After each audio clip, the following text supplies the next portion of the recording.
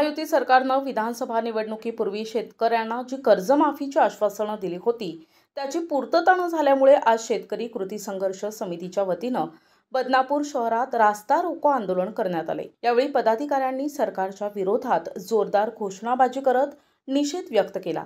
दरम्यान सरकारनं आता आश्वासनांची पूर्तता केली नाही तर यापेक्षाही उग्र स्वरूपाचं आंदोलन करण्यात येईल असा इशारा पदाधिकाऱ्यांनी दिलाय।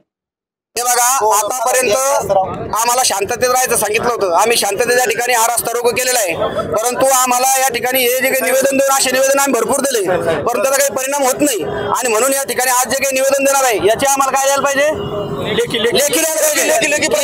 लेखी प्रत द्या की आम्ही हे निवेदन आणि अधिवेशनाच्या या ठिकाणी कर्जमाफीचा मुद्दा मार्गी लागला पाहिजे। नसता या ठिकाणी सामूहिक आत्महत्या या ठिकाणी आम्ही करणार आहे आणि 2 दिवसात करणार आहे। 2 दिवसात तुम्ही आमच्या ध्यान ठेवा, मीडिया समोर सांगतो, आमच्यातलं जर एखादंही गेलं तर संपूर्ण जबाबदारी ही शासनाची असेल। त्याच्यामुळे या ठिकाणी आम्ही आजचे जे निवेदन करते याच्यापैकी कोणी सांगता येत नाही। 2 दिवसात त्यांनी आम्हाला सांगावं की या ठिकाणी तुमच्या कर्जमाफीचा प्रश्न मार्गी लागेल, नसता या ठिकाणी आम्ही सामुदायिक त्या ठिकाणी आत्महत्या करणार। आज बदनापूर तालुक्यातील युवा शेतकरी संघर्ष समितीच्या वतीनं या ठिकाणी बदनापूर या ठिकाणी शेतकऱ्यांच्या कर्जमाफीसाठी भव्य रास्ता रोकोचं आयोजन करण्यात आलं होतं। तालुक्यातील बहुसंख्य शेतकरी या ठिकाणी उपस्थित राहिले।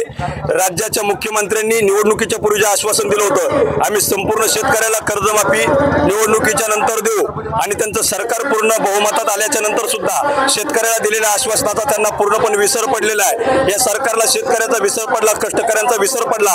हे सरकार जाती जातीत भांडणं लावण्यात मग्न आहे। या सरकारला जाती जातीत तेढ निर्माण करण्यामध्ये ते जास्त स्वारस्य आहे। या सरकारला शेतकऱ्याच्या न्याय हक्कासाठी लढणाऱ्यांकडे बघायला त्यांना वेळ नाही। बच्चूभाऊ कडू नावाचे शेतकऱ्यांचे नेते उपोषण करतात, त्यांच्याकडे दुर्लक्ष करण्याचं काम केलं जात आहे। शेतकऱ्यांची पोरं दिलेला शब्द पाळावा यासाठी आंदोलन करतात, त्यांना नोटीस देण्याचं काम हे सरकार करत आहे। म्हणून तालुका स्तरावर महाराष्ट्रातील शेतकरी आता एकजूट आणि एकसंघ होत चालले आहे आणि हेच एकसंघ पण आता दिवसेंदिवस वाढत जाणार आहे। आणि चालू असणाऱ्या अधिवेशनामध्ये शेतकऱ्यांच्या प्रश्नावर कोणी बोलायला तयार नाही। या ठिकाणी आमदारामध्ये सत्ताधारी आमदार, विरोधी पक्षातले आमदार लहान लेकरासारखे चिल्लर भांडणं करतात, एकमेकांच्या गाड्याजवळ दरवाजे खोलतात आणि चिल्लरपणा करण्याचं काम आमदार करतात। तुम्हाला शेतकऱ्यांच्या न्याय हक्कासाठी प्रश्न मांडण्यासाठी विधान भवनात पाठवले, तुम्ही थिल्लरपणा दाखवतात आणि या ठिकाणी शेतकऱ्यांकडे दुर्लक्ष करत असाल तर प्रत्येक घरातला शेतकरी आता रस्त्यावर उतरणार आहे। आणि मुख्यमंत्र्यांनी दिलेल्या आश्वासनाची पूर्तता आणि कर्जमाफीचा निर्णय जोपर्यंत होत नाही तोपर्यंत शेतकरी स्वस्त बसणार नाही। आणि या अधिवेशनात जर तुम्ही निर्णय घेतला नाही